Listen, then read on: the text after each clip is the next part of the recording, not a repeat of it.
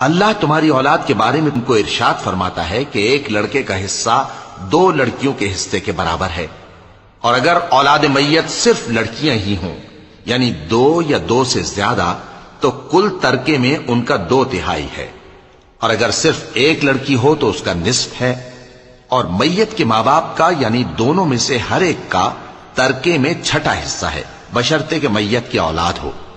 اور اگر اولاد نہ ہو اور صرف ماں باپ ہی اس کے وارث ہوں تو 1/3 ماں کا حصہ ہے، اور اگر میت کے بھائی بھی ہوں تو ماں کا 6واں حصہ ہوگا۔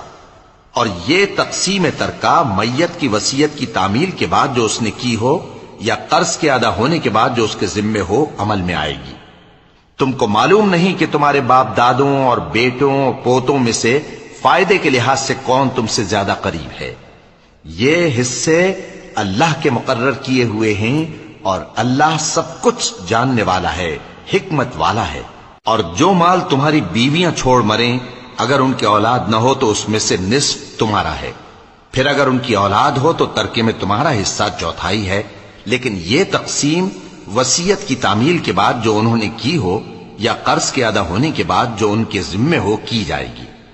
اور جو مال تم مرد چھوڑ مرو اگر تمہاری اولاد نہ ہو تو تمہاری بیویوں کا اس میں 1/4 حصہ ہے،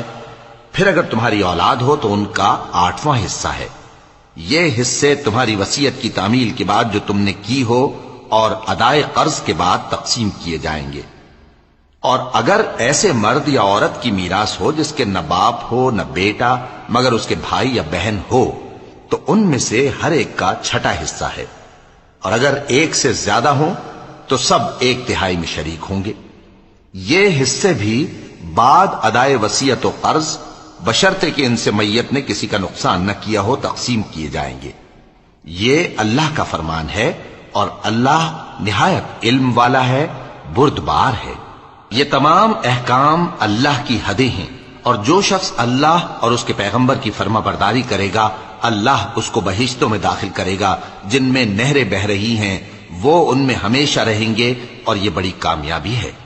اور جو اللہ اور اس کے رسول کی نافرمانی کرے گا اور اس کی حدوں سے نکل جائے گا اس کو اللہ دوزخ میں ڈالے گا جہاں وہ ہمیشہ رہے گا، اور اس کو ذلت کا عذاب ہوگا۔ مسلمانوں، تمہاری عورتوں میں جو بدکاری کا ارتکاب کر بیٹھیں ان پر اپنے لوگوں میں سے 4 شخصوں کی شہادت لو، اگر وہ ان کی بدکاری کی گواہی دیں تو ان عورتوں کو گھروں میں بند رکھو یہاں تک کہ موت ان کا کام تمام کر دے، یا اللہ ان کے لیے کوئی اور سبیل پیدا کرے۔ اور جو 2 مرد تم میں سے بدکاری کریں تو ان کو ایذا دو، پھر اگر وہ توبہ کر لیں اور نیکوکار ہو جائیں تو ان کا پیچھا چھوڑ دو، بے شک اللہ توبہ قبول کرنے والا ہے، مہربان ہے۔ اللہ انہی لوگوں کی توبہ قبول فرماتا ہے جو نادانی سے بری حرکت کر بیٹھتے ہیں پھر جلد توبہ کر لیتی ہیں، پس ایسے لوگوں پر اللہ توجہ کرتا ہے، اور وہ سب کچھ جاننے والا ہے، حکمت والا ہے۔